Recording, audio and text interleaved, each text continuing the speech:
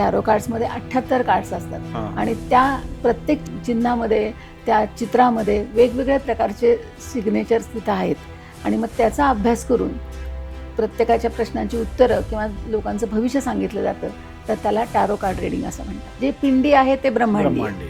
त्यामुळे ती व्यक्ती समोर असेल आणि मग त्या व्यक्तीचे व्हायब्रेशन्स हे कार्ड कॅच करतात. एक संपूर्ण डेक जर आपण घेतला तर त्यामध्ये टोटल किती कार्ड्स असतात?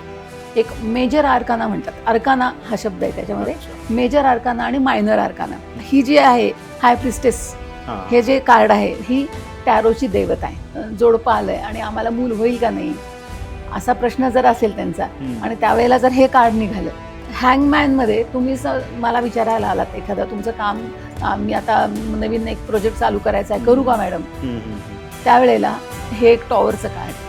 अच्छा. की एखादी व्यक्ती फारच डिस्टर्ब असेल मेंटली, फिजिकली,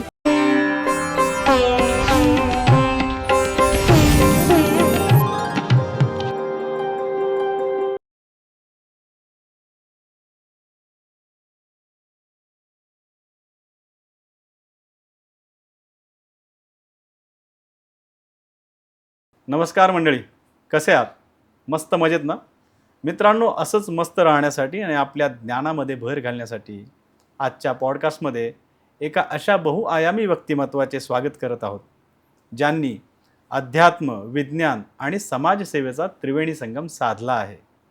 गेल्या 20 वर्षांहून अधिक काळ संपूर्ण महाराष्ट्रात योगाचा प्रचार करत 60,000पेक्षा जास्त लोकांना मोफत योग प्रशिक्षण देणाऱ्या आणि विज्ञान श्वासाचे या पुस्तकांच्या लेखिका, 2008 पासून टॅरो कार्ड रीडिंगच्या माध्यमातून भारत, अमेरिका, ऑस्ट्रेलिया अशा विविध देशातील हजारो लोकांना अचूक मार्गदर्शन करणाऱ्या सर्टिफाईड टॅरो रीडर, विद्यार्थी मार्गदर्शन, इंग्रजी संभाषण आणि महिला सक्षमीकरणाच्या क्षेत्रात 25 वर्षांहून अधिक काळ कार्यरत असणाऱ्या आणि विश्वभारतीय ब्राह्मण महासंघाच्या प्रदेश प्रवक्त्या, ज्यांच्या व्याख्यानाची दखल थेट महाराष्ट्र शासनाने सुद्धा घेतलेली आहे. त्यांच्या या अथांग कार्यासाठी त्यांना लोकमत कर्मयोगिनी, क्रांतिज्योती सावित्रीबाई फुले पुरस्कार, आर्यन लेडी आणि कोपरगाव भूषण अशा अनेक प्रतिष्ठित पुरस्कारांनी सन्मानित करण्यात आलेले आहे. अशा अष्टपैलू मार्गदर्शिका सौ वृंदा प्रमोद कोऱ्हाळकर यांचे आपण मनापासून स्वागत करूया. मॅम, काहीहीच्या संपूर्ण टीमतर्फे तुमचे खूप खूप स्वागत आहे. धन्यवाद. भर्गो देवस्य धीमहि धियो यो नः प्रचोदयात्. आजचा पहिला प्रश्न, टॅरो कार्ड्स म्हणजे नेमकं काय? आमच्या श्रोत्यांना तुम्ही सोप्या शब्दात काय सांगाल? ओके. टॅरो कार्ड्स हे इजिप्शियन पद्धतीने सांगितलेलं भविष्य आहे. इजिप्तमध्ये सुरुवातीला किंवा पूर्ण सगळ्या विश्वामध्ये चिन्हांचा वापर केला जायचा. जसं आपल्या भारतीय संस्कृतीमध्ये स्वस्तिक आहे, श्री चिन्ह आहे, अशी वेगवेगळी चिन्ह आहेत शुभशकुनाची. तसं इजिप्तमध्ये ही चिन्ह वापरली जायची एकमेकांशी कम्युनिकेशन करायला किंवा युनिवर्सशी कम्युनिकेशन करायला ह्या चिन्हांचा वापर केला जायचा. मग इजिप्तमध्ये ही पद्धत जास्त प्रगत झाली आणि मग ती सगळीकडे पसरली. तर त्या पद्धतीनं इजिप्शियन पद्धतीप्रमाणे हे जे 78 कार्ड्स आहेत, टॅरो कार्ड्समध्ये 78 कार्ड्स असतात आणि त्या प्रत्येक चिन्हामध्ये, त्या चित्रामध्ये वेगवेगळ्या प्रकारचे सिग्नेचर्स तिथं आहेत आणि मग त्याचा अभ्यास करून प्रत्येकाच्या प्रश्नांची उत्तरं किंवा लोकांचं भविष्य सांगितलं जातं, तर त्याला टॅरो कार्ड रीडिंग असं म्हणतात. अरे वा. पुढचा प्रश्न घेऊया. अनेकांचा असा समज असतो की टॅरो म्हणजेच भविष्य सांगणे, परंतु टॅरो रीडिंग आणि पारंपरिक पद्धतीने भविष्यकथन जे केले जाते, ह्यामध्ये नेमका फरक काय आहे? अच्छा. ॲक्च्युली भारतीय संस्कृतीमध्ये जे आपण ॲस्ट्रॉलॉजी म्हणतो, तर त्याच्यामध्ये चंद्राच्या भ्रमणाप्रमाणे, चंद्र जसा भ्रमण करतो आहे त्याप्रमाणे बाकीचे ग्रह कसे आहेत याच्यावरनं भविष्य सांगितलं जातं. त्या व्यक्तीचं, त्याचा जन्म कुठे झाला आहे, कसा झाला आहे आणि मग त्यावेळेला नक्षत्र कशी आहेत, हे या पद्धतीनं भारतीय संस्कृतीमध्ये ती ॲस्ट्रॉलॉजी सांगितली जाते. चंद्राच्या भ्रमणाप्रमाणे त्या व्यक्तीचं सगळं पुढचं भविष्य कथन केलं जातं. हे आपलं पारंपरिक पद्धत झाली. मग ती कृष्णमूर्ती पद्धत असेल, वेगवेगळ्या पद्धती आहेत. ॲस्ट्रॉलॉजीमध्ये सुद्धा अष्टक वर्ग आहे. तर ते आपल्या भारतीय संस्कृतीप्रमाणे ते भविष्यकथन केलं जातं. आणि टॅरो कार्ड्समध्ये काय केलं जातं, इजिप्तमध्ये तयार झालेली ही पद्धत आहे. त्यामुळे ही 16व्या शतकामध्ये डेव्हलप झाली आहे. तर सूर्याच्या भ्रमणाप्रमाणे सूर्य कुठं आहे आणि त्या सूर्याच्या भ्रमणाप्रमाणे बाकीच्या गोष्टी कशा, प्लॅनेटरी सिस्टीम कशी आहे, आणि मग पंचतत्व जी आहेत आपल्या शरीरामध्ये, जी पंचतत्व आहेत त्या पंचतत्वांच्या निगडीत ही चिन्ह असतात. आणि मग त्या माध्यमातून व्यक्तीसमोर बसली की त्याचे व्हायब्रेशन्स, त्या पंचतत्वांचे पिंडी आहे ते ब्रह्मांडी आहे. त्यामुळे ती व्यक्तीसमोर असेल आणि मग त्या व्यक्तीचे व्हायब्रेशन्स हे कार्ड कॅच करतात. हे असे 78 कार्ड्सचे 5 सेक्टरमध्ये त्याचे डिव्हिजन झालेले आहे आणि त्यामुळे ते कार्ड्स ते व्हायब्रेशन कॅच करतात आणि त्याप्रमाणे मार्गदर्शन दिलं जातं. ओके. जसं इंडियन ज्योतिषशास्त्रामध्ये जे चंद्राच्या भ्रमणाप्रमाणे नक्षत्र वगैरे हे सगळे प्लॅनेटरी सिस्टीम कशी आहे, गुरु कुठे आहे, बुध कुठे आहे, हे सगळं बघितलं जातं. तसंच याच्यामध्ये पण बघितलं जातं, पण ते सूर्याच्या पोझिशनप्रमाणे चेंज केलं जातं. आणि मुख्य म्हणजे व्यक्तीच्या पंचतत्वांच्या आधारे त्याचा ओरा कसा आहे त्याप्रमाणे ते कार्ड्स कॅच करतात. त्याचं भविष्य पुढे युनिवर्समधनं ते कॅच करतात, त्या वाईब्स कॅच करतात. आणि मग त्या माध्यमातून आम्ही टॅरो रीडर काय करतात तर त्या युनिवर्सशी कनेक्ट असतात. आमची स्वतःची एनर्जी वापरून युनिवर्समधली एनर्जी तुमची कशी येते आहे आणि त्याप्रमाणे ते रीडिंग केलं जातं. अच्छा, हा मुख्य फरक आहे. मुख्य फरक आहे. खूप आणि सोप्या भाषेत तुम्ही हे सांगितलं, त्याबद्दल तुमचे धन्यवाद. पुढचा प्रश्न घेऊया. एक संपूर्ण डेक जर आपण घेतला तर त्यामध्ये टोटल किती कार्ड्स असतात? एकूण 78 कार्ड्स आहेत, 78 कार्ड्स असतात. त्याच्यामध्ये 2 प्रकारचे कार्ड्स आहेत. एक मेजर आर्काना म्हणतात, आर्काना हा शब्द आहे त्याच्यामध्ये, मेजर आर्काना आणि मायनर आर्काना. तर आता मी आणलेले आहेत कार्ड्स बरोबर. तर हे मेजर आर्काना जे कार्ड्स आहेत ते 22 कार्ड आहेत. 22 कार्ड्स त्याच्यामध्ये आहेत. ही जी आहे हाय प्रिस्टेस, हे जे कार्ड आहे ही टॅरोची देवता आहे. अच्छा. टॅरो कार्ड रीडर जे असतील ते पहिल्यांदा या देवतेला वंदन करतील की ही देवता आपल्याला युनिवर्सशी कनेक्ट करून देते. बरोबर. आणि मग असे वेगवेगळे, आता हा सन म्हणून एक मेजर आर्काना आहे की हे जर कार्ड कुणाच्या वाचनात आलं की समजा एखादी जोडपं आलंय आणि आम्हाला मूल होईल का नाही असा प्रश्न जर असेल त्यांचा आणि त्यावेळेला जर हे कार्ड निघालं तर 100% सांगू शकतो आपण की त्यांना संतती होणार आहे. अशा ह्या मेजर आर्कानामध्ये बऱ्याचशा गोष्टी, प्रत्येक ह्याच्यामध्ये जी चिन्ह आहेत त्या प्रत्येक चिन्हाचा अभ्यास केला जातो आणि त्या चिन्हाच्या अभ्यासाप्रमाणे समोरचा काय प्रश्न विचारतो आहे ह्याचं सगळं कॉम्बिनेशन केलं जातं आणि मग त्या पद्धतीनं मार्गदर्शन दिलं जातं. असे हे मेजर आर्कानाचे 22 कार्ड्स आहेत. ओके. त्याच्यामध्ये विशेष सांगायचं म्हणजे आता हे हँगमॅनचं कार्ड आहे. तर हँगमॅनमध्ये तुम्ही मला विचारायला आलात एखादं तुमचं काम, मी आता नवीन एक प्रोजेक्ट चालू करायचा आहे, करू का मॅडम, त्यावेळेला येस नो मध्ये त्याचे वेगवेगळे स्प्रेड आहेत. तर येस नो मध्ये जर हे कार्ड आलं तर काय सांगतं, हे कार्ड काय दर्शवतं की तुम्ही थांबा थोडं, पॉज घ्या, हँग करा, जे आहे ती सिच्युएशन हँग करा. अशा प्रकारे असे वेगवेगळे कार्ड्स आहेत. त्याच्यामध्ये 22 कार्ड्स मेजर आर्कानामध्ये येतात. बऱ्याचशा लोकांना ह्याच्यातले जे थोडंफार माहिती आहे, मग समजा डेथचं कार्ड आलं. अच्छा. तर डेथचं कार्ड आलं की समोरचा व्यक्ती घाबरून जातो की अरे हे डेथ म्हणजे काय, मरणारच का मी. तर असं नाहीये. त्याचा अर्थ की तुम्ही एक गोष्ट संपवली आहे आणि नवीन गोष्ट चालू करणार आहात. जी काय आताची सिच्युएशन आहे, काही असेल, मग प्रश्न व्यक्ती परत वेगवेगळे असणार आहेत, तर ती जी सिच्युएशन आहे ती संपली आहे असं. काही अर्धवट माहिती असलेले लोक मग घाबरून जातात की ऑनलाईन शिकलेले असतात किंवा काय, किंवा मग स्वतः कधी कार्ड प्रेडिक्शन करतात आणि मग डेथ आलं की घाबरून जातात की मला डेथ कार्ड आलं मॅडम. नंतर अजून एक कार्ड आहे, हे एक टॉवरचं कार्ड आहे. अच्छा. की एखादी व्यक्ती फारच डिस्टर्ब असेल मेंटली फिजिकली तर हे कार्ड येतं. त्यावेळेला त्यांना वेगळं विशिष्ट मार्गदर्शन करायला लागतं. हे कार्ड जर ज्याच्या रिडिंगमध्ये येईल हे जरा प्रिकॉशन घेऊन कार्ड सांगायला लागतात. तर ह्याच्यामध्ये 4 तत्व सामावलेले असतात. वॉन्ड्स, स्वॉर्ड, कप आणि पेंटॅकल्स. पेंटॅकल्स आणि पैसा. असे 56 मायनर कार्ड्स आहेत आणि बरं. हे मेजर आर्काना 22. अच्छा, असे 22. टोटल 78 कार्ड्स आहेत. ओके. आणि तुम्ही ज्यावेळेस म्हणता की कार्ड निघतं, काही प्रश्न विचारल्यावर म्हणजे काय प्रोसेस असते नेमकी? हां, प्रत्यक्ष आता मी कार्ड रीडिंग करताना ऑनलाईन पण करते. बरं. मग ऑनलाईन करताना ती व्यक्ती समोर असेल, हं, हं, हं. पण प्रत्यक्ष जर तुम्ही ऑफलाईन आलात, तर तुमचे वाइब्स, तुमचा ओरा हा माझ्या ओऱ्याशी मॅच होतो ओके. आणि त्या कार्ड्सशी मॅच होतो. आणि मग तुम्ही एखादा प्रश्न विचारला, तर स्प्रेडचे वेगवेगळे स्प्रेड आहेत त्याचे, हं, हं. की 2 कार्डचा स्प्रेड आहे, 5 कार्डचा आहे. तुम्ही जो प्रश्न विचारणार आहे, त्या पद्धतीचे स्प्रेड मांडायला लागतात. ओके. मग आम्ही तो स्प्रेड करतो आणि मग सांगतो, की तुम्ही स्वतः कार्ड काढू शकता, की ओके. 2 कार्ड काढा, 3 कार्ड काढा. तुम्हाला जर तुमचं पास्ट, प्रेझेंट आणि फ्युचर जाणून घ्यायचंय, हं, तर मी हं. सांगेन की मी स्प्रेड केल्यानंतर की तुम्ही 3 कार्ड काढा. हं, हं, हं. असं व्यक्ती स्वतः कार्ड काढू शकते. मग हे कॉम्बिनेशन तुम्ही त्या अनेक कार्ड ज्यावेळेस काढायला सांगता त्यातलं कॉम्बिनेशन करून जो काय अभ्यास आहे हां, त्याप्रमाणे त्याप्रमाणे त्याचं तुम्ही ते मार्गदर्शन दिलं मार्गदर्शन जातं. करता.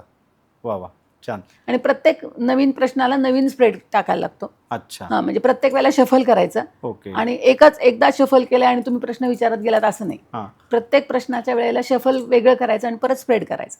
पण मला एक नमूद करावंसं वाटेल की तुम्ही जेवढं सोप्या पद्धतीने सांगतायत की हे कार्ड टाकले, उचलले, सांगितलं, हे तितकं सोपं तर नक्कीच नाहीये, सोपं कारण ही नक्कीच विद्या नाहीये. अवगत करणं पण नाही, आणि सगळ्यात महत्त्वाचं, टॅरो रीडिंग शिकण्याच्या अगोदर तुम्हाला पहिल्यांदा तुम्ही स्वतः टॅरो रीडर जो आहे तो खूप क्लीन असायला लागतो, की त्यांनी स्वतःची एनर्जी खूप हाय असली पाहिजे, उच्च एनर्जी असेल. नाहीतर असं कोणी उठेल आणि चालू करेल तर त्याला त्याच्या निगेटिव्ह वाईज पण खूप आहेत. त्यामुळे टॅरो रीडरला खूप सावधानी सांभाळायला लागते. त्याला स्वतःला साधना करायला लागते. आता मी स्वतः 108 गायत्री मंत्र म्हणायलाच लागतात. कारण माझा ओरा पण कधीतरी, तुम्ही जर तुमचे दूषित प्रश्न, होत असणार. लोक येतात ते त्यांना प्रॉब्लेम आहे म्हणून येतात. बरोबर मग आहे. त्यांचे प्रश्न आपण सॉल्व्ह करतोय, तर आपण युनिव्हर्सकडनं आपल्याला मदत मिळते, पण आपली एनर्जी जाते, म्हणजे रीडरची एनर्जी खूप वेस्ट जाते. त्यामुळे कधी कधी रीडरला खूप त्रास होऊ शकतो. त्यामुळे रीडरनी खूप पवित्र मनाने केलं पाहिजे आणि रीडर जे असतात त्यांनी चॅरिटी केलीच पाहिजे. तरच तुम्हाला ते कार्ड्स तुम्हाला साथ देतात, तुमचं प्रेडिक्शन बरोबर येतं. वा वा. नाहीतर कोणी उठलं आणि टॅरो रीडिंग चालू केलं तर त्यांचे प्रेडिक्शन्स करेक्ट येत नाही. बरोबर. तुम्ही जितके प्युअर असाल तेवढं युनिव्हर्स तुम्हाला मदत करतं अगदी, आणि अगदी. युनिव्हर्सच्या माध्यमातून तुमचे जे प्रेडिक्शन सांगितले जातात ते ॲक्युरेट येतात. इकडे. म्हणजे आणि- लोकांचं भलं केलं जातं ह्याच्यात. अगदी अगदी, म्हणजे जसं म्हटलं जातं ना, प्रत्येक गोष्टीला एक साधना लागते. साधना तर ती आहे. साधना असणं हं, तितकंच हे गरजेचं सोपं आहे. नाहीये तसं. Yes yes yes. जेव्हा एखादी व्यक्ती तुमच्याकडे येते तेव्हा टॅरो कार्ड रिडिंगची प्रक्रिया काय असते आणि एका सेशनला साधारण किती वेळ लागतो? अच्छा, जेव्हा टॅरो रीडिंगला कोणी येतं तर अगोदर संपर्क केलेला असतो आणि त्यांचे मी वैयक्तिक बर्थ डिटेल्स पण घेते. बरं. त्याप्रमाणे त्या कार्ड्सला पण आपण विनंती करतो, की ते चार्ज करतो, की या व्यक्तींचं, समजा गणेशजींचं मला प्रेडिक्शन द्यायचं आहे भविष्याचं, तर तुम्ही मला मदत करा, अच्छा. असं त्यांना चार्ज केलेलं असतं. बरं. आणि ते कार्ड्स चार्ज झाल्यानंतर जेव्हा तुम्ही समोर याल त्यावेळेला तुमचे प्रश्न विचारले जातात. मग त्याच्यात वेगवेगळे प्रश्नांचे प्रकार आहेत. एक हो नाहीचा पण प्रश्न असतो, की हे माझं काम होईल का नाही होणार. ओके. मग त्यामुळे ते कार्ड स्प्रेड करायचे आणि त्या पद्धतीनं काढायचं. आता तुमच्या एकापेक्षा जास्त समस्या असतील तर मग तुम्ही साधारणपणे एका व्यक्तीला अर्धा तास तरी लागतोच. अच्छा. फक्त येस नोचे असतील तर ते फार पटकन होऊन होतात, जातात. त्याला हो किंवा नाही एवढंच उत्तर आहे. ओके. पण बाकीचे जे काही रिलेशनशिपमध्ये असतील, बिझनेसमध्ये असेल, जॉबचे रिलेटेड असेल, हेल्थ रिलेटेड असेल, काही असेल तर ते प्रॉब्लेम माझ्याकडनं मी पूर्णपणे द्यायचा प्रयत्न करते. त्यामुळे रीडर जो असेल त्या रीडरवरती अवलंबून आहे की तो प्रत्येकाला किती वेळ देतोय. किती वेळ पण देतो. माझ्या माहितीप्रमाणे एका व्यक्तीला अर्धा तास तर लागतोच मिनिमम लागतो. लागणारच. अच्छा. ओके, पुढचा प्रश्न घेऊया. एक उत्तम जर रिझल्ट पाहिजे असेल, म्हणजे जो काही तुम्ही समुपदेशन करणार असाल तर त्यासाठी जो तुमच्याकडे कोणी व्यक्ती येणार असेल तर त्यांनी पूर्वतयारी काय करायला पाहिजे? येणारी व्यक्ती जी असते ती अगोदरच समस्यांनी व्यापलेली हो असते. हो. त्यामुळे त्यांनी फक्त मनाची तयारी म्हणजे काय, की जे सांगणार आहेत ते मी ॲक्सेप्ट करीन. अच्छा. की मला आता मी ज्यांच्याकडे जाणार आहे, मला समजा दुसऱ्या कोणाकडे टॅरो रीडरकडे येत तर थोडा विश्वास असला पाहिजे.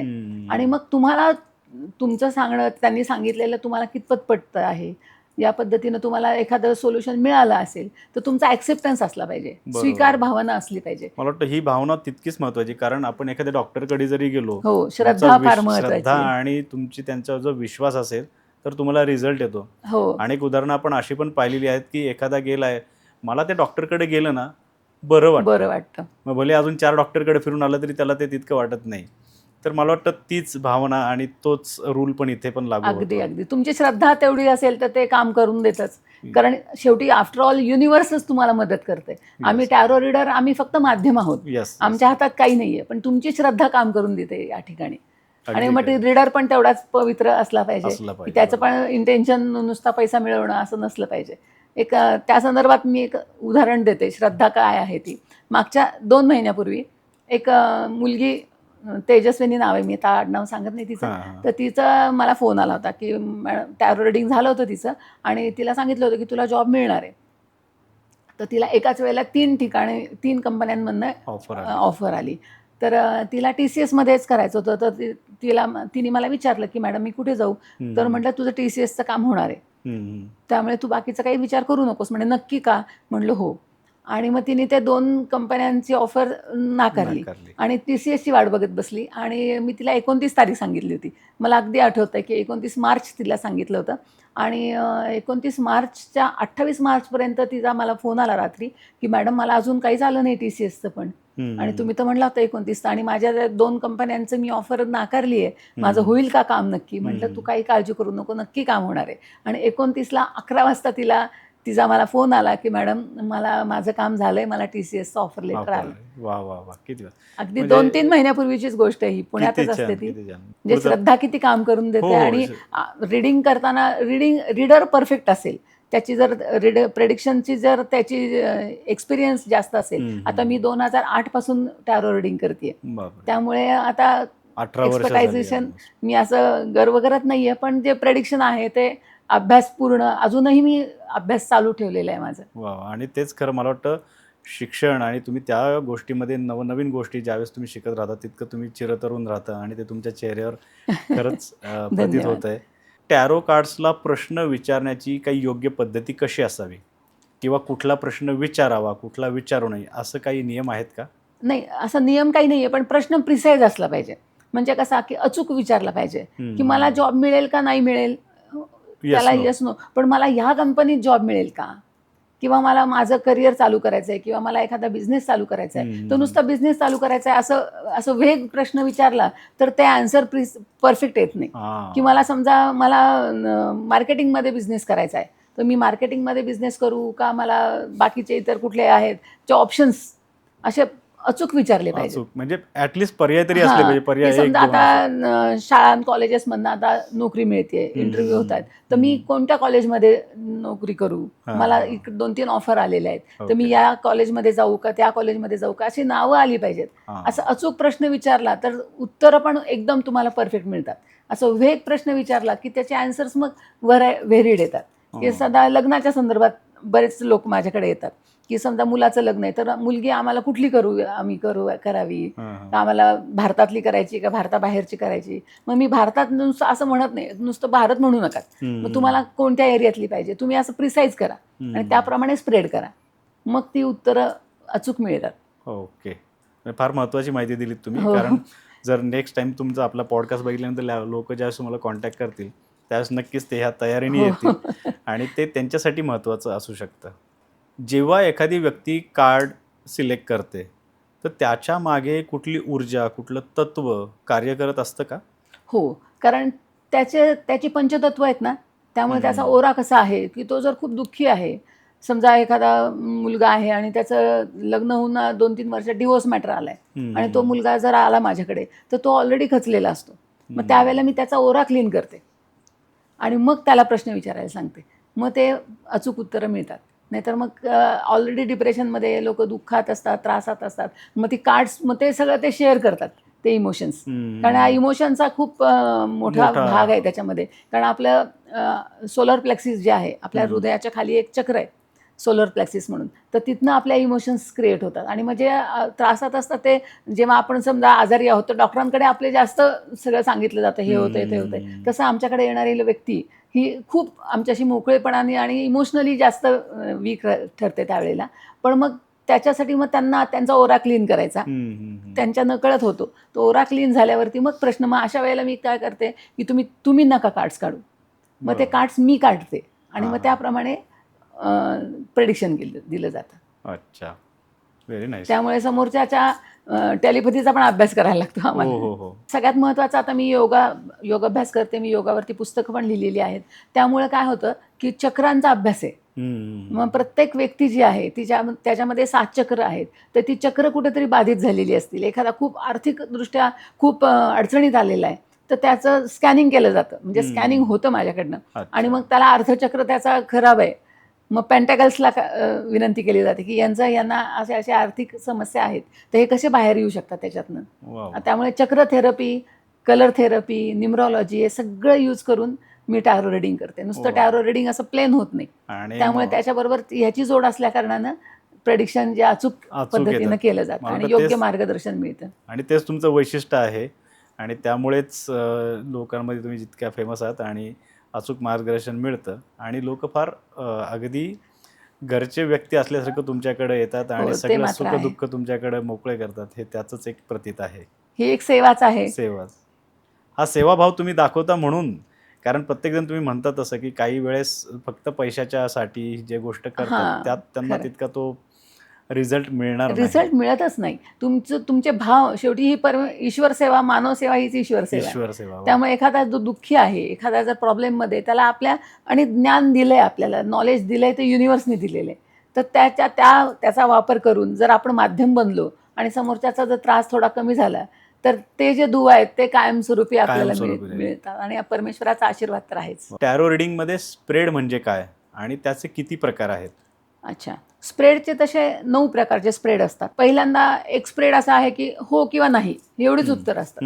मग त्याच्या 2 कार्ड्स, स्प्रेड म्हणजे काय की कार्ड शफल करायचे, ते स्प्रेड करायचे आणि मग त्याच्यामधनं किती कार्ड्स काढा, प्रश्न कसा आहे त्याप्रमाणे ते स्प्रेड काढले जातात. किंवा हो किंवा नाही, हे काम होईल का नाही होणार, त्याचे 2 कार्ड्स काढायला लागतात. पण एखाद्याचं रिलेशनशिपमध्ये बोलायचंय, त्याला त्या रिलेशनशिपमध्ये विचारायचंय, तर रिलेशनशिपमध्ये 5 कार्ड्स एका व्यक्तीचे आणि ज्या रिलेशन संदर्भात तो विचारतोय त्याच्या व्यक्तीचे 5 कार्ड्स, असे वेगवेगळे स्प्रेड आहेत. मग काही टॅरो रीडर 22 कार्ड्स काढायला लावतात. बापरे.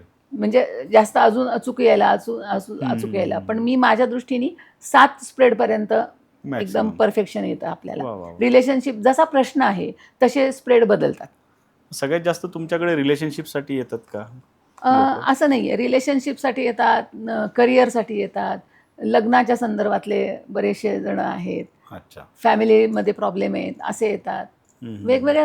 वेगवेगळ्या पद्धतीचे क्लायंट, जेवढ्या व्यक्ती तेवढ्या. हो, आता 300 पेक्षाही जास्त आणि देशाविदेशातनं सुद्धा खूप हे झालेलं आहे. वा वा वा. आजकालचं जग हे डिजिटल युग आहे, पण प्रत्यक्ष तुम्हाला भेटणं आणि काउन्सिलिंग करणं आणि ऑनलाईन काउन्सिलिंग करणं ह्या दोन्हीमध्ये काही फरक जाणवतो का आपल्याला? हो, निश्चित फरक आहे. तुम्ही प्रत्यक्ष जेव्हा समोर येता त्यावेळेला कार्ड्सला तुम्हाला प्रत्यक्ष स्पर्श करता येतो. तुमचा ओरा, तुमचे पंचतत्व सगळी त्याच्याबरोबर मॅच होतात. पण ऑनलाईन करताना प्रश्न विचारणारी त्यांना एवढं काही जाणवत नाही, पण मला माझी एनर्जी जास्त लावावी लागते. कारण त्यांच्याशी ऑनलाईन कॅमेऱ्यामध्ये मला त्यांच्याबरोबर एनर्जी मॅच करायला लागते आणि मग युनिव्हर्समधनं ती सगळी एनर्जी घेऊन मग ते रिडिंग करायला लागतात. त्यामुळे थोडासा रीडरच्या दृष्टीनं थोडासा त्रासदायक आहे. रिझल्ट सारखेच आहेत, फक्त मला म्हणजे रीडरला थोडासा त्रास घ्यावा लागतो, ताण पडतो, एनर्जी लेवल म्हणजे खूप मग एक्झॉस्ट व्हायला लागतं. कारण तुम्ही समोरासमोर आलं तर तुम्हाला तो ऑरा पण जाणवतो, बोललात, आणि क्लीन करता येतं ताबडतोब तिथल्या तिथे. तसं ऑनलाईन होत नाही, स्क्रीनवर तर क्लीन होत नाही. टॅरो कार्ड मधील सर्वात पहिलं जे कार्ड आहे त्याला फुल कार्ड म्हटलं जातं, तर त्याचं महत्त्व काय आहे? सांगते. ते फुल कार्ड जे आहे ते मेजर आर्कानामध्ये येतं. हे बघा, हे फुल कार्ड आहे. अच्छा. 0 to 22 असे कार्ड्स येते. तर फुलमध्ये आता आपल्याला एखाद्या व्यक्तीबद्दल विचारायचं आहे की समजा तुमच्या मुलीचं लग्न आहे आणि होणारा मुलगा कसा आहे, आणि हे जर कार्ड निघालं तर फुल याचा अर्थ जसा मूर्ख असं नाही होते. टॅरो कार्डमध्ये असं होत नाही. त्याला वेगवेगळे अर्थ प्राप्त झालेले आहेत की याच्यामध्ये, या फुल कार्डामध्ये हा मुलगा जो आहे तो एकदम मनमौजी आहे, पण विचार करणारा कमी आहे, कारण तो एका डोंगरावर उभा आहे आणि तो चालण्याची पोझिशन आहे, त्याची मागचा पाय असा वरती आहे ना, तो चालतोय, पुढे म्हणजे तो पुढचा मागचा विचार करत नाहीये.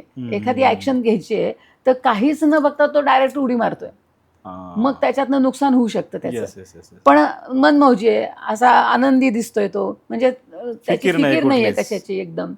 त्यामुळे फुल कार्ड कधी कधी खूप चांगल्या अर्थाने पण घेतलं जातं. फक्त धोका काय आहे की यांना नुकसान होऊ शकतं. जर बिझनेसच्या पर्पज मध्ये आलं किंवा ती व्यक्ती एकदम मनमौजी आहे, मग ती अजिबात सिरियस धोरण न ठेवता, आणि ठरलेलं काही नाही त्या व्यक्तीचं, जसं आलंय तसं आपण चाललोय, फक्त मजा करायची आहे, मनमौजी म्हणतो आपण. त्यामुळे हे कार्ड त्याच्यामध्ये, आणि त्याचा जर सहकारी असेल, आता समजा आपण आता बघतोय की जावई कसा असेल, तर त्याच्यामध्ये हा कुत्रा दाखवलाय प्राणी, तो त्याला सांगतोय, सूचना करतोय की अरे तू जाऊ नकोस पुढे. मग त्या व्यक्तीची, म्हणजे जे आपण काढलंय त्याच्यात, तर त्याच्या व्यक्तीचं कोणी मित्र किंवा भाऊ किंवा कोणी सहकारी असतील तर ते त्याला गाईडलाईन देत आहेत, जाऊ नको, तू ही गोष्ट करू नकोस पुढे. असं या कार्डचं प्रेडिक्शन. एकच शंका होती, मग आजकालच्या जेनझीला तुम्ही द फूल मध्ये कन्सिडर करू शकाल का? नाही, असं नाही. उलट आजकालचे जेनझी जे आहेत ते अगोदर विचार करतात, कमवतात पैसे खूप, पण हे करायचं की नाही, आणि मग एकदा ठरवलं ना की ते फार पक्क्या दृष्टीने मला हे करायचंच आहे. मग काय झालं, म्हणजे आता आमच्यासारखे लोक नवीन पिढीला नावं ठेवतात, सगळेच नाही पण काही जण, पण मी तर जेनझीला अगदीच त्यांचं कौतुक करते की आता माझ्या प्रेडिक्शनमध्ये माझे खूप मुलं माझ्या संपर्कात आहेत. तर मी असं बघितलंय की मी ज्या रेमेडीज देते त्या रेमेडीज इतक्या मनापासून त्या पाळल्या जातात त्यांच्या, आणि त्या असे दिखावा करत नाहीत. हल्ली जेनझी जे आहे आपले कसे आपण देवदेव करतो, देवभोळे वाटतो, तसं ते करत नाहीत. पण जाता जाता सहज एखाद्या भिकाऱ्याला खिशातनं पैसे काढतील, देऊन टाकतील, एखादा गरजू दिसला तर पटकन देऊन टाकतील, असं. पण ते स्वतःचं बघतील अगोदर. जेनझी जनरेशनचं असं आहे की स्वतः बघतील आणि मग इतरांना दिखावा न करणं, हे मला फार आवडतं या मुलांचं.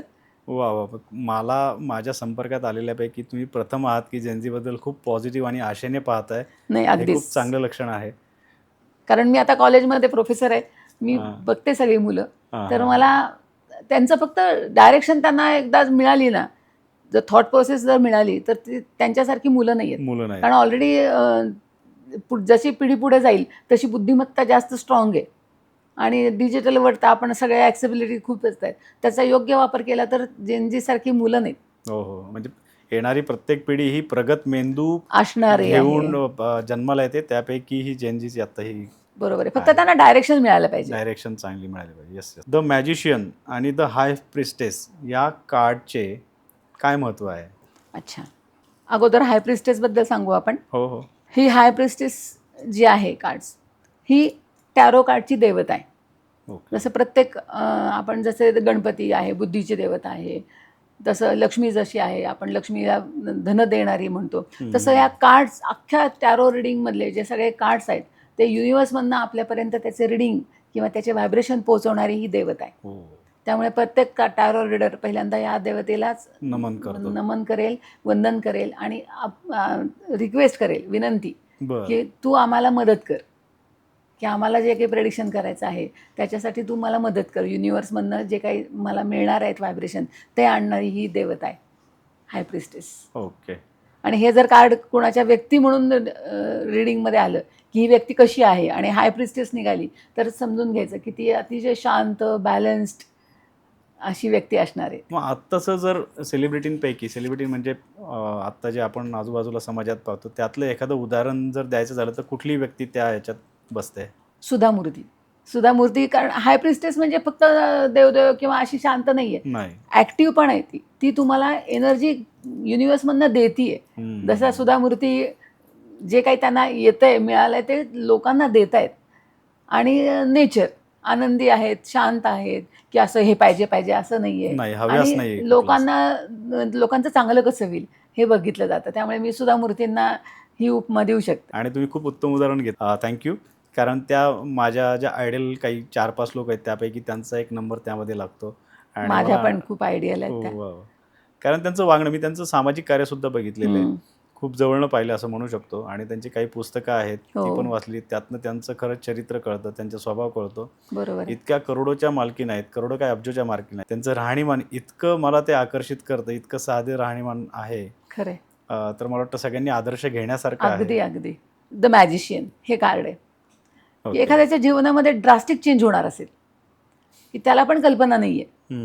इन्फिनिटी दाखवली बघा ही हो, हो. मॅथ्समध्ये इन्फिनिटीचं साईन आहे, तसं या मॅजिशियनच्या डोक्यावरती आहे. तर तुमच्या आयुष्यामध्ये ड्रास्टिक चेंज तो चांगल्या अर्थाने हे जर कार्ड आलं तर 100% झालेलं आहे. बरं. दॅट इज अ मॅजिशियन की जादूच करतो तो. हां, आणि हां. जे आहे ते सगळं परिवर्तन जे आहे ते खूप चांगल्या अर्थाने परिवर्तन घडवून आणतो, कारण त्याच्या मागे युनिवर्स अच्छा. साथ पण एक फार सिंपल क्वेश्चन आहे, म्हणजे हे कार्ड निघालं म्हणून ती मॅजिक होणार आहे का ऑलरेडी त्याच्या ह्याच्यात लिहिलेलं आहे हे घडणार हा आहे? मॅजिक होणार आहे म्हणून हे कार्ड निघतं. अच्छा. ओके. म्हणजे हे कार्ड्स कसे येतात तर त्या व्यक्तीचं जे काही नेचर आहे, त्या व्यक्तीच्या आयुष्यामध्ये होणारी घटना जी आहे हां, हां. ती घटना ह्याच्यातनं आपल्याला कळते. अच्छा. त्यामुळे मग ते त्या पद्धतीचे कार्ड्स निघतात. ओके. फॉर एक्झाम्पल आता माझ्यासमोर एक कार्ड आहे म्हणून मी सांगते, मायनर आर्कानाचं आहे बरं. की माझ्यासमोर एखादी व्यक्ती आली आहे आणि तिच्याकडे अनेक तिला ऑपॉर्च्युनिटीज आल्या किंवा तिला आपण म्हणतो ना श्रीमंत सोन्याच्या चमच्याने दूध पित जन्माला आलेले आहेत असं जे आहे, पण ती व्यक्ती पुढे काहीच करत नाही किंवा एखाद्या त्या आयुष्यामध्ये अनेक संधी येतात पण त्या संधी घेतल्या जात नाहीत त्याच्याकडनं. तर अशी व्यक्ती माझ्यासमोर आली आणि त्यांचे काही प्रश्न असतील आणि हे कार्ड निघालं कपचं आहे, तर ह्या कार्डमध्ये बघा मग तेच कार्ड निघेल की त्याच्या आयुष्यात हे घडलेलं आहे की ह्या संधी येऊन गेलेल्या आहेत, आता युनिवर्स परत देत आहे त्याला संधी पण तो घेत नाहीये, बघतच नाहीये तो. अरे बापरे. असं होतं बऱ्याच वेळेला की आपल्या समोर असतात आपल्याला ऑपॉर्च्युनिटी येतात पण आपलं लक्ष नसतं आणि मग नंतर आपण पश्चाताप करतो. म्हणजे त्या व्यक्तीचं जसं आहे भविष्य त्या पद्धतीचेच कार्ड्स निघतात. हे तितकं सोपं नाहीये, हे खूप विचार करून ज्यांनी कोणी घडवलं असेल. हो हो हो. हे खूप मोठा त्याचा अभ्यास असल्याशिवाय हे खूपच शक्य अभ्यास नाही. आहे, त्याच्याशिवाय नाहीच आहे. पुढचा प्रश्न घेऊया. सन, स्टार आणि वर्ल्ड या कार्डचे सकारात्मक अर्थ काय आहेत? हे सनचं कार्ड आहे. खूपच चांगलं कार्ड, जेव्हा ह्या कार्ड्सपैकी सगळ्यात बेस्ट कार्ड आहे की या कार्डमध्ये एक तर सूर्याची एनर्जी आहे, म्हणजे भरपूर त्या व्यक्तीमध्ये खूप एनर्जी असणार आहे, सूर्याची एनर्जी आहे. त्याच्यानंतर घोडा आहे म्हणजे ताकद खूप आहे, स्ट्रेंथ खूप आहे. त्याच्यानंतर हे मूल असं आनंदाने त्या घोड्यावर बसलेलं आहे, म्हणजे हॅपी पर्सन आहे, त्याच्या आयुष्यामध्ये खूप आनंद असणार आहे. फुलं आहेत म्हणजे ज्याने ग्रोथ आहे, संपत्तीच्या बघितलं तर ऑलरेडी सूर्य आला आहे म्हणजे पूर्वजांकडनं तुम्हाला ब्लेस्ड आहे, you R blessed with ancestors. त्याच्यानंतर हॉर्स आहे म्हणजे तुमच्याकडे ताकद आहे ती गोष्ट करण्याची आणि हॅपी आहे. हे बेस्ट कार्ड समजलं जातं. अच्छा. द सन. त्याच्यानंतर द स्टार हे जे कार्ड आलं, आपण म्हणतो ना जैसी करणी वैसी भरणी, जेवढं तुम्ही कराल तेवढं तुम्हाला मिळणार आहे. मग ते चुकीचं केलं तरी चुकीचं राऊंड परत तुम्हाला बाउन्स बॅक होणार आहे, चांगलं केलं तर चांगलं मिळणार आहे. तर हे स्टार हे दाखवतं. अच्छा. की तुम्ही जे कराल ते तुम्हाला, ही व्यक्ती काय करते, इकडून पाणी ओततीये आणि इकडून भरती आणि इकडं ओततीये, जैसी करणी वैसी भरणी. त्याप्रमाणे हे स्टार कार्ड दाखवलं जातं. मग त्यामुळे जर आले एखादे क्लायंट तर त्यांना सांगितलं जातं की त्यांच्याकडनं काही चुकीचं घडत असेल तर त्यांना सांगितलं जातं की तुम्ही ह्या रेमेडीज करा, मग थोडं दान करा, थोडं हे करा. म्हणजे जर आर्थिकदृष्ट्या जर तो असेल वीक झालेला आहे तर मग त्याला थोडंसं आर्थिकच लोकांना मदत करायला सांगितली जाते, मग त्याच्याकडे तो अर्थ येईल. किंवा तर आरोग्याच्या संदर्भात काही प्रॉब्लेम आहे तर त्याप्रमाणे आपण सांगतो वृद्धाश्रमात जाऊन तुम्ही काही वृद्धांना औषधं द्या किंवा फ्रीमध्ये काहीतरी त्यांची सेवा करा. अशा पद्धतीनं मग रेमेडीज त्याच्यावरती दिल्या जातात.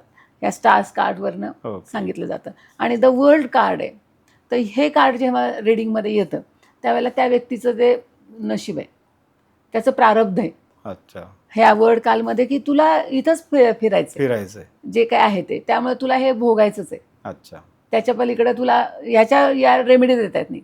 हे जर कार्ड आलं रिडिंगमध्ये तर त्या व्यक्तीला रेमेडी नाही, तुला याच्यातनं जायलाच लागणार आहे. मायनर अर्काणामधील 4 प्रमुख घटक जे तुम्ही सांगितलेत मगाशी की स्वॉर्ड्स, कप्स, वॉन्ड्स आणि पेंटॅकल्स, हे मानवी आयुष्यातील कोणत्या घटनेचे किंवा कोणत्या गोष्टीचे प्रतिनिधित्व करतात? अच्छा, वॉन्ड्स जे आहे, वॉन्ड्स म्हणजे असे बांबू असतात ग्रोथ झालेले. हम्म. तर त्या वॉन्ड्स जर आलं तर आपल्या दैनंदिन आयुष्यामध्ये आपली ग्रोथ, आपली कशी आहे, ग्रोथ कशी आहे, शारीरिक आहे, मानसिक आहे आणि सांपत्तिक ग्रोथ कशी आहे हे बघितलं जातं. त्याच्यामध्ये तुमची एनर्जी बघितली जाते की जी सकारात्मक आहे. त्याच्यानंतर स्वॉर्डमध्ये तुमचा पराक्रम, की तुमचं नेचर कसं आहे. नाही तर एखादा अजिबातच अपोज करणार नाही किंवा ॲग्रेसिव्हनेस किती आहे ते स्वॉर्डवरनं कळतं. की तुम्हाला स्ट्रगल करायचं आहे का, तुमच्या आयुष्यामध्ये स्ट्रगल आहे का, की तुम्ही स्ट्रगल करता का, किंवा तुमची कॅपॅसिटी आहे का, हे स्वॉर्डवरनं ठरवलं जातं. ओके. आणि कप जे आहे, कपमध्ये तुमचा आनंद आहे, की तुम्ही आयुष्यामध्ये कसे आनंदी आहात, सुख आहे, सुख आनंद तुम्हाला किती आहे हे कपवरनं ठरतं. आणि पेंटॅकल्समधनं तुमच्या आयुष्यामध्ये पैसा कसा आहे, संपत्ती, धन, रत्न हे तुमच्याकडे किती आहेत, कसे मिळतील, काय करायला लागेल त्याच्यासाठी, हे पेंटॅकल्स ठरवतात. अच्छा. म्हणजे आपलं शारीरिक ग्रोथ कशी आहे, मानसिक, शारीरिक, आर्थिक ग्रोथ ही वॉन्ड्सवरनं ठरवतं. स्वॉर्डमध्ये तुमचा पराक्रम, तुम्ही किती पुरुषार्थ करता. पुरुषार्थ इन द सेन्स स्त्रियांना पण म्हणलं जातं की पराक्रम काय आहे तुमचे, काय पराक्रम म्हणजे आपण काही लढाईला जायचं नाही आहे, पण तुम्ही आयुष्यामध्ये तुम्ही काय सिद्ध करताय स्वतःला, तुमच्यामध्ये कॅपॅसिटी काय आहे, पोटेन्शियल काय आहे, हे त्या स्वॉर्डवरनं कळतं. कपवरनं तुम्ही आनंदी आहात का, नाहीतर एखादा 2 करोड रुपये मिळून सुद्धा दुःखी असतो, तर तुम्ही समाधानी आहात का, तुमचा आनंद कशात आहे हे कपवरनं ठरतं. आणि पेंटॅकल्समधनं तुमच्या आयुष्यामध्ये अर्थ किती आहे, अर्थप्राप्ती कशी आहे, तुमची सांपत्तिक स्थिती कशी असणार आहे हे पेंटॅकल्सवरनं ठरतं. अच्छा, खूपच सोप्या भाषेत आणि फार सरळ सांगितलं तुम्ही. पुढचा प्रश्न घेऊया. टॅरो कार्ड्स आयुष्यात व्यक्तीला योग्य अयोग्य निर्णय घेण्यासाठी कशी मदत करतात? परिपूर्णपणे टॅरो कार्ड्स मार्गदर्शन करतात.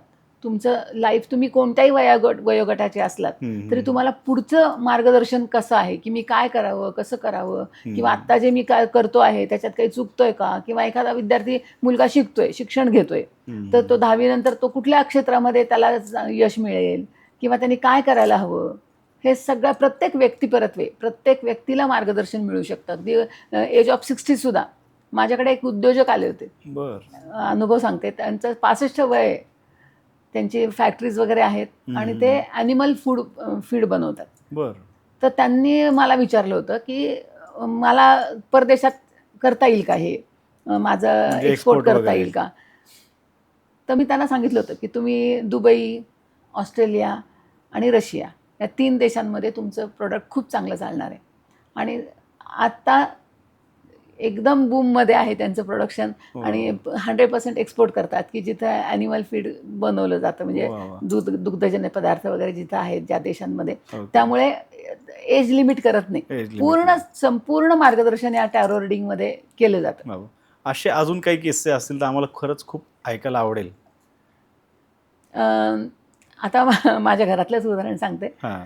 माझी एक 5-6 वर्षापूर्वी माझी मुलगी, तिचं ऑलरेडी एक घर आहे, पण तिला अजून मोठं घर घ्यायचं होतं. तर मी तिला म्हणाले होते की तुझं नळ स्टॉपला घर होणार आहे. तर ती मला म्हणाली शक्यच नाही, एवढं करोडोमध्ये आम्ही घेणारच नाही घर वगैरे. म्हटलं मला माहित नाही, कार्ड्स असे सांगतात. आणि आता पुढच्या 1-4-5 महिन्यात तिला पोझिशन मिळेल. वा वा वा, क्या बात आहे. म्हणजे त्यांनी विचार पण नव्हता केला, पण हे घडून गेलं. पण हे कदाचित ते मार्गदर्शनामुळे तो त्यांचा कॉन्फिडन्स पण वाढला असेल आणि त्यांनी फार प्रकर्षाने त्या एरियामध्ये सर्च करणं, पाहणं चालू केलं अगदी. आणि एक मुलगी माझ्याकडे आली होती, तर तिला इन्फर्टिलिटी झालंच नव्हतं, लग्न होऊन 4-5 वर्ष झाले आणि तिला काही मूल नव्हतं. मग तिने सगळ्या डॉक्टरांना दाखवलं, तर सगळ्या डॉक्टरांचं हेच होतं की तू IVFच कर. पण माझ्याकडे आली, मी तिला सांगितलं की तुला स्वतःची संतती आहे, 100% आहे, तू फक्त रेमेडीज कर.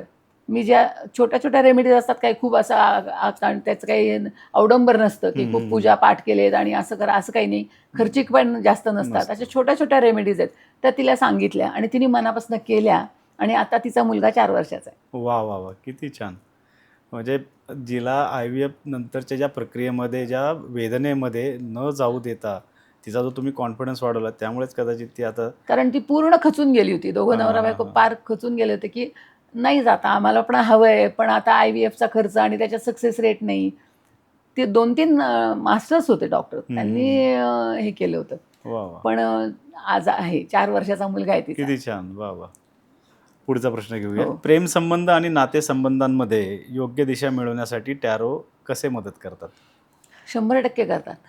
कारण मुलगा मुलगी नेचर कसं आहे, फॅमिलीमधनं कुठले आलेले आहेत, त्यांचे विचार कसे आहेत, हे लग्न टिकणार का, हे सुद्धा सांगितलं जातं. आता माझ्याकडे बरेचसे येतात मुलं, दोघं येतात की आम्हाला हां. लव्ह मॅरेज करायचं आहे. हां, तर हां. ज्यांचं होणार आहे त्यांना मी सांगत असते की नाही, तुम्ही जा, तुम्ही काही हरकत नाही, तुमचं होणार आहे, लव्ह मॅरेजच होणार आहे.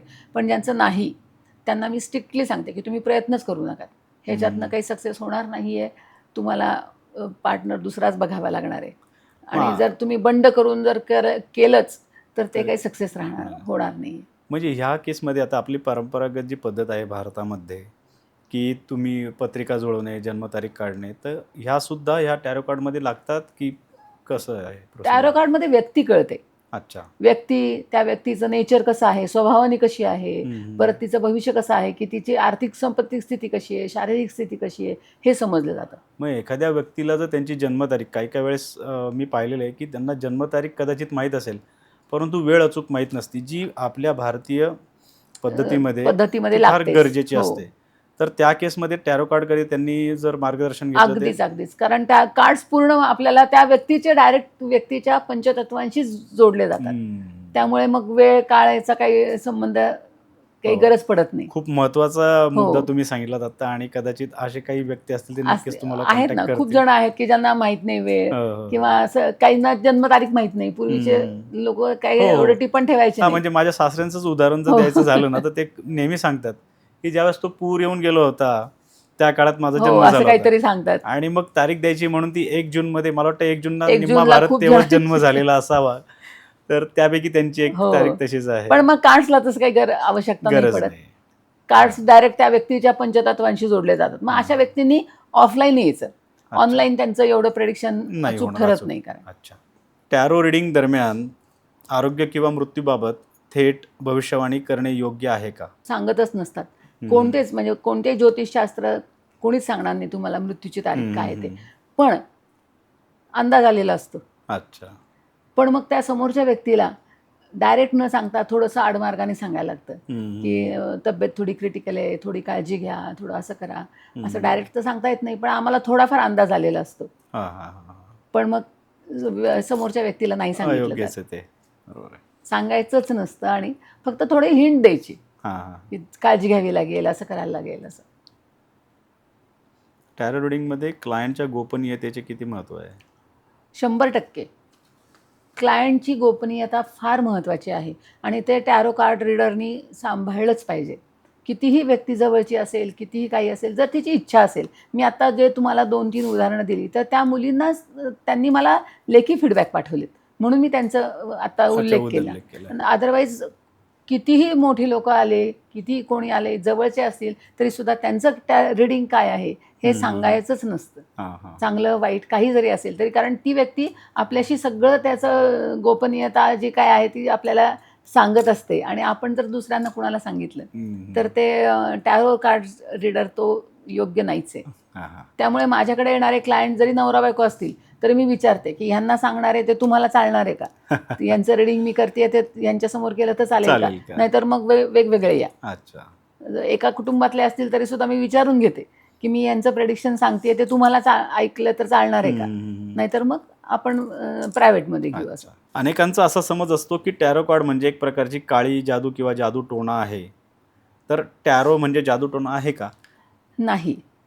त्याच्यामध्ये बऱ्याच लोकांच्या चुका घडतात की टॅरो कार्ड करताना मग असं कुठे असे त्यांचं गेस्चर, पोस्चर असं जरा वेगळं वियर्डनेस जाणवतो. त्यामुळे लोकांचा गैरसमज होतो की ही ब्लॅक मॅजिकच आहे काहीतरी, मेणबत्त्या लावल्यात, उदबत्त्या लावल्यात, असं काहीतरी असं वातावरण निर्मिती. त्याला मागे सायन्स आहे की ती एनर्जी आपली एनर्जी जाऊ नये म्हणून एनर्जीसाठी दिवा लावलेला असतो. पण मग ते लोकांना लक्षात येत नाही, आणि मग आता लोक त्याचा गैरसमज करून घेतात. मग ब्लॅक मॅजिक वगैरे हे काहीच नाही आहे. हे फक्त डायरेक्ट पंचतत्वांशी युनिवर्समधनं घेतलेलं ज्ञान आहे. याच्यामध्ये कुठलाही जादूटोणा, काळी जादू असं काहीही नसतं. फक्त काय केलं जातं, कलर थेरपी वापरली जाते, रंगांची थेरपी वापरली जाते. त्यामुळे उगीच कुणीतरी असं लाल दिव्यामध्ये टॅरो रीडिंग करतात.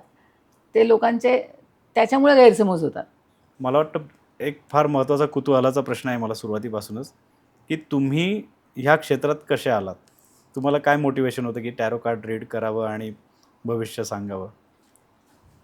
बरोबर आहे. तो एक अचानक आलेला योग आहे. त्याच्या अगोदर टॅरो रीडिंग करण्याच्या अगोदर मला शिर्डीला मी गेले होते त्यावेळेला सत्य साईबाबांचा कार्यक्रम होता. आम्ही गेलो होतो त्यावेळेला. तर तिथे माझ्या शेजारी मला त्या एका बाईंनी चित्र भविष्य शिकवलं. काही माझा त्यांचा काही संबंध नाही. त्यामुळे अशा चित्रांवरनं असं भविष्य बघतात. आणि मग मला तेव्हा मी आपलं लाईटली घेतलं. मला काही एवढं सिरियसली वाटलं नाही. पण मी जेव्हा प्राणायाम योग शिबिर घेत होते, त्यावेळेला मला टॅरो कार्डचं थोडंसं वाचनात आलं आणि मग मी तिकडे ओढली गेले आणि मग प्राणायाम करत होते. त्यामुळे चक्र थेरपी माहिती होती, कलर थेरपी माहिती होती आणि मग असं करत मी टॅरोचं शिक्षण घेतलं आणि मग ते पुढे कंटिन्यू केलं. 2008 पासून मी सातत्याने बघते आहे आणि करते आहे. एखाद्या व्यक्तीला जर टॅरो शिकायचं असेल, तर साधारण कशी सुरुवात करावी त्याने आणि त्यासाठी काय करावं लागेल? सगळ्यात पहिल्यांदा खूप कमी वयामध्ये टॅरो कार्ड शिकू नयेत असं मला वाटतं. कारण तेवढी साधना झाली पाहिजे, तेवढी मॅच्युरिटी असली पाहिजे. कारण ही प्रत्येक कार्ड्स आहेत ना, ही एनर्जीची कार्ड आहेत. मग त्याच्यामध्ये काही निगेटिव्ह एनर्जीची पण आहेत. मग कधी-कधी तरुण मुलं शिकायचं म्हणतात, शिकतात पण हल्ली आता ऑनलाईन डिजिटल तुम्हाला सगळं अवेलेबल आहे. पण ते वरवरचं ज्ञान आहे. मग त्याच्यानंतर त्याचा त्रास होऊ शकतो. तर तुम्हाला जर खरंच टॅरो रीडिंग करायचं आहे, तर सगळ्यात पहिल्यांदा तुम्हाला प्राणायाम करायला पाहिजे. तुमच्या स्वतःचा ओरा क्लीन असला पाहिजे. तरच तुम्हाला टॅरो रीडिंगचे प्रेडिक्शन्स अचूक होतात आणि नाहीतर मग तुम्हाला त्याचा त्रास होऊ शकतो. पण पहिली मानसिकता काय पाहिजे, की मला याचा आणि खूप त्याचा अभ्यास खूप डिटेल आहे. प्रत्येक कार्ड्सवरती प्रत्येक असंख्य चिन्ह आहेत आणि त्या प्रत्येक चिन्हाचा वापर त्याचा अर्थ समजून प्रश्न काय आहे त्याप्रमाणे त्याचं जोड लावून तुम्हाला सांगता आलं पाहिजे. म्हणजेच त्यामुळे साधना पाहिजे. रोजच्या रोज तुम्ही गायत्री मंत्र म्हटलाच पाहिजे. तुमचा ओरा क्लीन असला पाहिजे आणि तुमची तयारी असली आणि स्पिरिच्युअल बेस असला पाहिजे थोडासा. आध्यात्मिक बेस शिवाय होत नाही हे. येस. त्याशिवाय कुठलीच गोष्ट शक्य होणार नाही. कारण युनिव्हर्समधनं घेतो. युनिव्हर्स सगळ्यांसाठी सगळं आहे. पण आपण नक्की काय घ्यायचं युनिव्हर्समधनं? आत्ताचं जी काही जगातली युद्ध परिस्थिती आहे, वॉर चालू आहे, ह्या परिस्थितीमध्ये टॅरो कार्डचा काही प्रेडिक्शनमध्ये उपयोग होऊ शकतो का? हो, नक्कीच होऊ शकतो. कारण टॅरो कार्ड त्याला रेमेडीज नाही देणार. जर जागतिक पातळीवरचे जे प्रश्न आहेत त्याला रेमेडीज नसतील. फक्त काय चालू आहे व सद्यस्थिती काय आहे आणि पुढे अजून डिझास्टर होणार आहे का काय आहे हे कळेल. पण रेमेडीज टॅरो कार्ड्सकडे जागतिक पातळीवरती मिळणार नाहीत. पण मग ह्या केसमध्ये कार्ड्स कोण उचलणार? कसं? स्वतःला करायला लागेल ते. अच्छा. कारण कुठलेही पॉलिटिकल पर्सन असेल समोर तर तो त्याच्या संदर्भातलंच विचारणार. बरोबर. तुम्ही असा काही प्रयत्न केलाय का? मग आता सध्या चाललेल्या वॉरबद्दल किंवा आता सध्या देशामध्ये जे स्ट्रगल आहे डिझेलचा, पेट्रोलचा जो काही थोडासा तुटवणार नाही म्हणता येणार, परंतु महाग आपल्याला जास्त चलन देऊन ते विकत घ्यावं लागतंय. याबद्दल तुमचं काही प्रेडिक्शन? त्याबद्दल पेक्षा काय झालं, हे वर्ष जे आहे हे 2026 जे आहे ते सूर्याच्या आधिपत्याखाली असल्यामुळे जे लीडर आहेत मोठे मोठे नेते जे आहेत त्या नेत्यांच्या संदर्भातलं असं प्रेडिक्शन कार्ड्सनी दिलं होतं की ते जे लीडर आहेत ते काही लीडर जे आहेत त्यांचे डेथसुद्धा होण्याची शक्यता आहे आणि बाकी लिडरशिपमध्ये चांगलं पण होतं की भारत लिडरशिपला जाईल असे वर्षाप्रमाणे निघालं होतं टॅरो कार्ड्सला. बाकीचे मी विचारले नाहीत मग. ओके. कारण त्याच्याकडे रेमेडीज नाही आहेत. नुसतं काय चालू आहे हे बघण्यात काही पॉईंट नाही. ओके. शेवटचा प्रश्न घेऊया. तुमच्यामध्ये टॅरो कार्ड रीडिंगचे अंतिम उद्दिष्ट किंवा अंतिम ध्येय काय आहे आणि आजच्या आमच्या श्रोत्यांना तुम्ही काय संदेश द्याल? अच्छा. माझा तर जीवनाचाच उद्देश असा आहे की जो आपल्या संपर्कात आलेला आहे त्या व्यक्तीचं भलंच व्हावं. की आपल्याला आता मी हे जे टॅरो कार्डचं किंवा योगासनाचं, प्राणायामाचं, हिलिंगचं हे जे काही मला ज्ञान मिळालेलं आहे, शिक्षण घेतलेलं आहे, तर त्याचा वापर करून समोरच्याचं चांगलं व्हावं. त्याने आपलं तर चांगलं होतंच. त्यामुळे लोकांना आनंद द्यावा असंच माझं तर अंतिम ध्येय तेच आहे की सगळे आनंदी असावेत. प्रत्येकाचं दुःख आपल्याला आपल्या कुवतीप्रमाणे थोडंफार आपण कमी करू शकतो. असं Yes. मला वाटतं. आता हे टॅरो रिडिंगचे सुद्धा मी जे काही आता हे सांगितलं नाही पाहिजे, पण तरी देखील मी काही चार्जेस करते त्यातल्या 20% मी अनाथाश्रमामध्ये आणि वृद्धाश्रमामध्ये देते, की वा. माझ्याकडनं त्यांना पण आनंद मिळेल अशा पद्धतीनं. त्यामुळे हल्ली मी सगळ्या प्रेक्षकांना सांगते, की टॅरो रिडिंगकडे तुम्ही सहज येऊ शकता. तुमच्या आयुष्यातले सगळ्या ज्या काही समस्या असतील त्या मिटतील आणि तुम्हाला मार्गदर्शन मिळेल, की काय करायचं आहे. की समोर खड्डा आहे, तर तो टॅरो रीडर काय सांगेल, की इथं खड्डा आहे. तो खड्डा तर चुकणार नाही आहे, पण तुम्ही त्याला वळसा घालून जाऊ शकता. म्हणजे रेमेडीज अशा प्रकारे तुम्हाला मिळू शकतात. वा वा. की प्रॉब्लेम तर आहेत, पण ते प्रॉब्लेम सांगितले जातील, की असं होणार आहे, तर थोडी काळजी घे बाबा. मग कोणत्या प्रकारची काळजी घे? तुमचे खूप खूप धन्यवाद. टॅरो कार्डबद्दलच्या मागील विज्ञान आणि त्याच्या पॉझिटिव्ह ऊर्जेचं महत्त्व आणि तुम्ही समाजात करत असलेले हे जे काही महान कार्य आहे त्यामध्ये तुमचं जे योगदान आहे याबद्दल तुम्ही जे भाष्य केलं हे खरंच आमच्या श्रोत्यांना नक्कीच काहीतरी त्यातनं पॉझिटिव्ह गोष्टी मिळतील. आपण इथे आलात आणि अत्यंत स्मरणीय आणि प्रेरणादायी अशी ही मुलाखत आपण दिलीत. तसेच आपण आपला बहुमूल्य वेळ आम्हाला दिलात त्याबद्दल काहीहीच्या संपूर्ण टीमतर्फे मी तुमचे खूप खूप आभार व्यक्त करतो. Thank you so much. धन्यवाद. तुम्ही पण मला बोलवलंत आणि ही संधी मिळाली, की अनेक प्रेक्षकांपर्यंत मला पोहोचता आलं आणि कोणी माझ्याकडे येऊ शकता किंवा कोणाकडे टॅरो रीडिंग करणं हे तुमच्या दृष्टीने फायदेशीरच आहे. तर तुम्ही सगळेजण आनंदी राहा, सुखी राहा, मस्त राहा. थँक्यू. धन्यवाद. मला परत एकदा मी धन्यवाद तुमचे आणि तुमच्या टीमचे आणि तुमच्या मिसेसचे खूप धन्यवाद म्हणते, की मला ही संधी तुम्ही उपलब्ध करून दिलीत आणि माझी सेवा पोहोचवता आली. Thank you so much. तर श्रोते हो, तुम्हाला आजचा हा संवाद कसा वाटला? तुमच्या प्रतिक्रिया आम्हाला कमेंट्समध्ये नक्की कळवा. तुम्हाला ही चर्चा आवडली असेल तर व्हिडिओला लाईक करा, आपल्या मित्र परिवारासोबत शेअर करा आणि आपल्या लाडक्या चॅनलला काहीही चॅनलला सबस्क्राईब करायला विसरू नका. लवकरच पुन्हा भेटूया अशाच एका रंजक विषयावर चर्चा करण्यासाठी आणि एका नवीन अष्टपैलू व्यक्तिमत्वाचा परिचय करून घेण्यासाठी. तोपर्यंत काळजी घ्या, सदैव आनंदी राहा आणि निरोगी राहा आणि ऐकत राहा काहीही. धन्यवाद. जय हिंद, जय महाराष्ट्र.